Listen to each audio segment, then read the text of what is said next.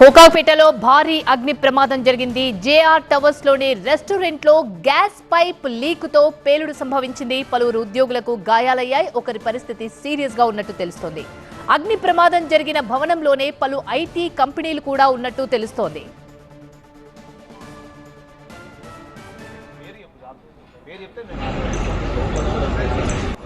అంటే ఇక్కడ లోపల ఒక రెస్టారెంట్ కోసం ఇచ్చినటువంటి ప్లేస్ గ్రౌండ్ ఫ్లోర్లో ఉన్నది.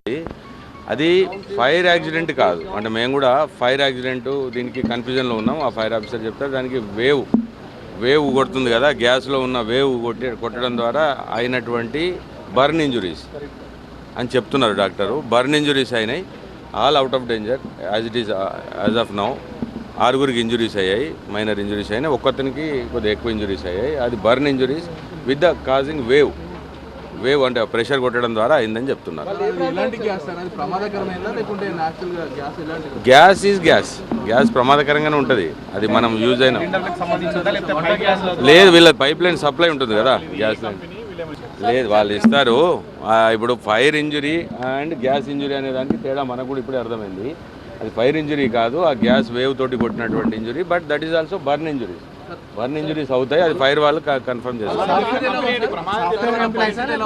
కాదు సాఫ్ట్వేర్ కిచెన్లో పనిచేసే ఎంప్లాయీస్, అది గ్యాస్ కనెక్షన్కు ఆ ఇంటర్నల్ చేస్తున్నటువంటి కిచెన్ ఎంప్లాయీస్, ఇద్దరు ఈ గర్ ఎంప్లాయీస్, వాళ్ళకి సంబంధించిన ఈ కనెక్షన్స్ వర్క్ చూసుకునే వాళ్ళు.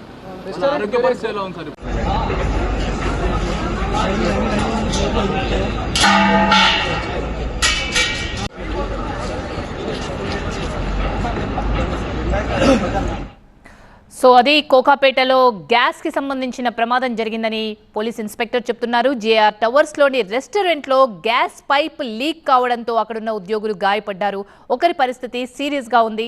పూర్తి సమాచారాన్ని మా ప్రతినిధి ప్రణీత అందిస్తారు. ప్రణీత, ఇప్పుడే పోలీస్ మాట్లాడుతూ అన్నారు అది అగ్ని ప్రమాదం కాదు, గ్యాస్ ఇంజురీ అని చెప్పేసి అంటున్నారు. ఎంతమంది ఉద్యోగులు ఉన్నారు, అలా గ్యాస్ బయటికి రావడానికి రీజన్స్ ఏంటి?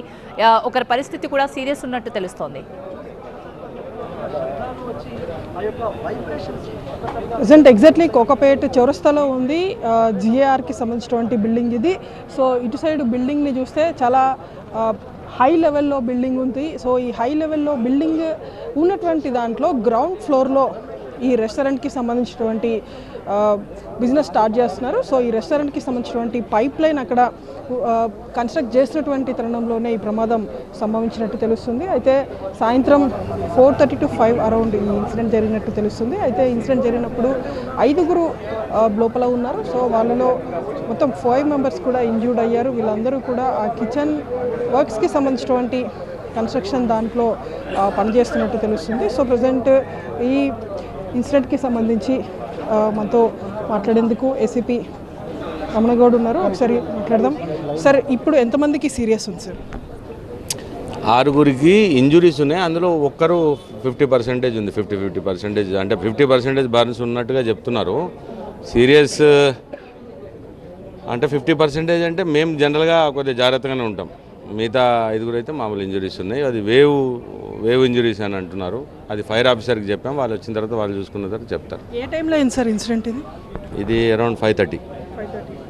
అంటే ఎంతమంది ఉన్నారు సార్ లోపల? మొత్తం ఇంజూర్డ్ అయిన వాళ్ళేనా, ఇంకా వేరే అదర్స్ ఉన్నారు? ఇంజురీ అయిన వాళ్ళే, లోపల ఉన్న వాళ్ళందరికీ ఇంజురీ అయినాయి. అంటే ఆ ప్రిమిసెస్లో ఉన్న వాళ్ళకు. అది గ్రౌండ్ ఫ్లోర్లో అవుతుందమ్మా. అదే ఒక ఏమంటారు హోటల్ కిచెన్కి సంబంధించిన కనెక్షన్ ఇచ్చే క్రమంలో అదేదో గ్యాస్ వేవ్ అని అంటున్నారు. దాని ప్రెషర్ తోటి అయినటువంటి బర్న్ ఇంజరీస్. రైట్, అది. సో ఇటువైపు చూస్తే లోపల మొత్తం లోపలికి కూడా ఎవరు వెళ్ళనిటువంటి సిచ్యువేషన్ ఉంది. అయితే దీని లోపలే మొత్తం ఇన్సిడెంట్ జరిగింది. సో ఒక గ్యాస్ వేవ్కి సంబంధించినటువంటి ఇన్సిడెంట్ చోటు చేసినటువంటి ఘటనలో 5గురు కూడా గాయపడ్డారు. రైట్ ప్రణీత.